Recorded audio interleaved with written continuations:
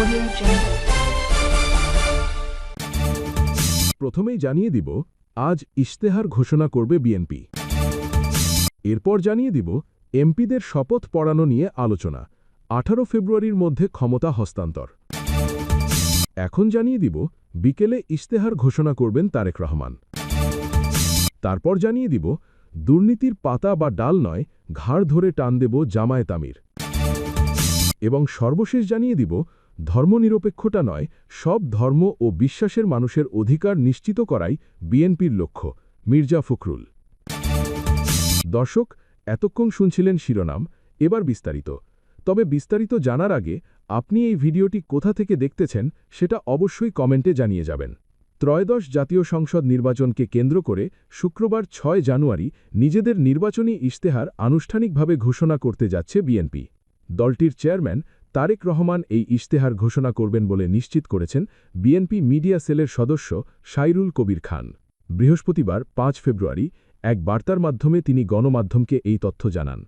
সাইরুল কবির খান জানান, আজ বিকেল 3:30 রাজধানীর হোটেল সোনারগাঁয়ে আয়োজিত একটি বিশেষ অনুষ্ঠানের মাধ্যমে এই ইশতেহার প্রকাশ করা হবে। দলের মহাসচিব মির্জা ফখরুল ইসলাম আলমগীরের সভাপতিত্বে এই অনুষ্ঠান পরিচালনা করবেন স্থায়ী কমিটির সদস্য এবং নির্বাচন পরিচালনা কমিটির চেয়ারম্যান নজরুল ইসলাম খান।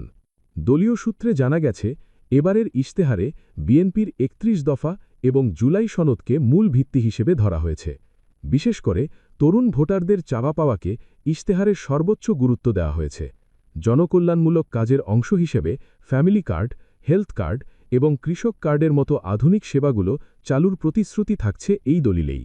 ইশতেহারে গণতন্ত্র পুনরুদ্ধার, বিচার বিভাগের পূর্ণ স্বাধীনতা এবং প্রশাসনের বিকেন্দ্রীকরণের পাশাপাশি দুর্নীতি দমনের শক্তিশালী কাঠামোর রূপরেখা থাকবে। এছাড়াও মানবাধিকার রক্ষা, অর্থনীতি এবং পররাষ্ট্রনীতির বিষয়ে দলের অবস্থান তুলে ধরা হবে। আলেম ওলামা, কৃষক এবং সংখ্যালঘু সম্প্রদায়ের কল্যাণে বিশেষ অগ্রাধিকারমূলক প্রতিশ্রুতিও যুক্ত করা হয়েছে এই নির্বাচনী ইশতেহারে।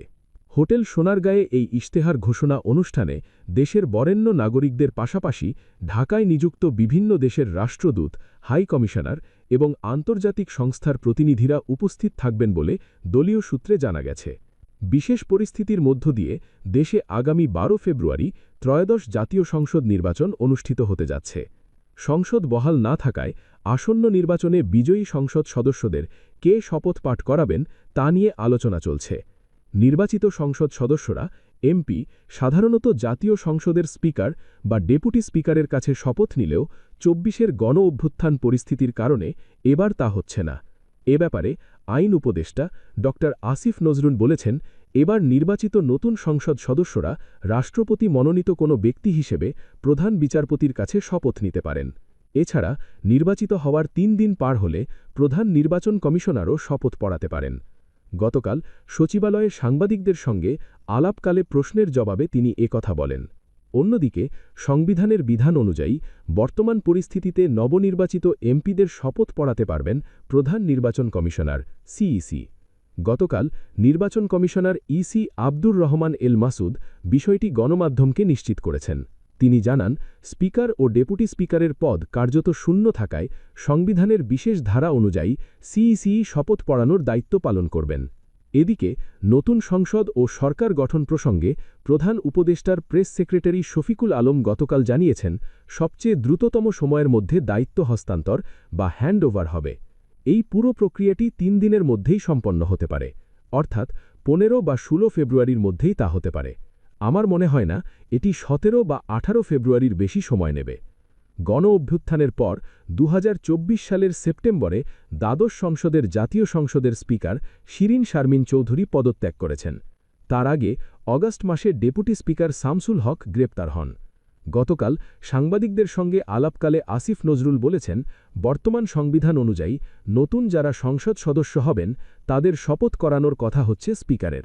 স্পিকার না থাকলে ডেপুটি স্পিকারের, তারা না থাকলে অন্য বিধানও আছে। এখন স্পিকার ও ডেপুটি স্পিকারের মধ্যে একজন নিখোঁজ, আরেকজন কারাগারে আছেন। আইন উপদেষ্টা বলেন, তাদের বিরুদ্ধে গুরুতর কিছু মামলা আছে এবং তারা পদত্যাগও করেছেন, বিশেষ করে স্পিকার। ফলে এই অবস্থায় তাদের দিয়ে শপথ গ্রহণ করার কোনো রকম সুযোগ আছে বলে তিনি মনে করেন না। আইন উপদেষ্টা আরও বলেন, আমাদের আইনে আছে উনারা যদি শপথ গ্রহণ করাতে না পারেন তাহলে প্রধান রাষ্ট্রপতি মনোনীত অর্থাৎ প্রধান উপদেষ্টার পরামর্শক্রমে রাষ্ট্রপতি মনোনীত ব্যক্তি শপথ গ্রহণ করাবেন। 2 হচ্ছে 3 দিনের মধ্যে যদি এই শপথ না হয় তাহলে প্রধান নির্বাচন কমিশনারও শপথ পড়াতে পারবেন। এখন এটা সরকারের নীতিগত পর্যায়ের সিদ্ধান্ত। এখন আপনাদের চূড়ান্ত কিছু বলতে পারব না, তবে আমাদের সামনে 2টি অপশন আছে। একটি হচ্ছে রাষ্ট্রপতি মনোনীত কোনো ব্যক্তি শপথ গ্রহণ করাতে পারেন। উদাহরণ হিসেবে হয়তো আমাদের প্রধান বিচারপতি হতে পারেন। আর এটা যদি না হয় তাহলে আমাদের প্রধান নির্বাচন কমিশনার আছেন, তিনিই শপথ পড়াবেন। এক্ষেত্রে একটি সমস্যা আছে, 3 দিন অপেক্ষা করতে হবে। আমরা আসলে অপেক্ষা করতে চাই না, আমরা নির্বাচন হওয়ার পর যত দ্রুত সম্ভব শপথ গ্রহণের ব্যবস্থা করতে চাই। ক্ষমতা হস্তান্তর। নতুন সংসদ ও সরকার গঠন প্রসঙ্গে প্রধান উপদেষ্টার প্রেস সচিব শফিকুল আলম বলেন, এমপিরা শপথ নেওয়ার পর সংখ্যাগরিষ্ঠ দলের নেতাকে নতুন প্রধানমন্ত্রী হিসেবে শপথ গ্রহণের জন্য আমন্ত্রণ জানানো হবে। নির্বাচিত সংসদ সদস্যদের নিয়ে গঠিত পরবর্তী সরকারে বর্তমান অন্তর্বর্তী সরকারের কোনো ভূমিকা থাকবে না। নির্বাচনের পরপরই নির্বাচিত সংসদ সদস্যরা শপথ গ্রহণের পর তাদের প্রতিনিধির কাছে দায়িত্ব হস্তান্তর করা হবে। প্রক্রিয়াটি যত দ্রুত সম্ভব সম্পন্ন করা হবে। গতকাল বৃহস্পতিবার উপদেষ্টা পরিষদের বৈঠকের পর বিকেলে সংবাদ সম্মেলনে তিনি একথা বলেন। প্রেস সচিব বলেন, বাংলাদেশে আগে নাটক করে যেসব বিচার বহির্ভূত হত্যাকাণ্ড বা এক্সট্রা জুডিশিয়াল কিলিং ঘটানো হতো, এখন তেমন একটি ঘটনাও ঘটছে না। যারা অতীতে এসব কর্মকাণ্ডের সঙ্গে জড়িত ছিলেন তাদের জবাবদিহির আওতায় আনা হচ্ছে এবং বিচারের সম্মুখীন করা হচ্ছে।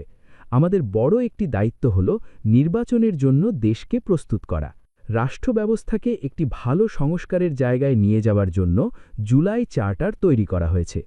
জুলাই চার্টার এখন গণভোটে বা রেফারেন্ডামে এসেছে। আমরা আশা করি বাংলাদেশের জনগণ আগামী 12 ফেব্রুয়ারির নির্বাচনে এর ফল জানাবে।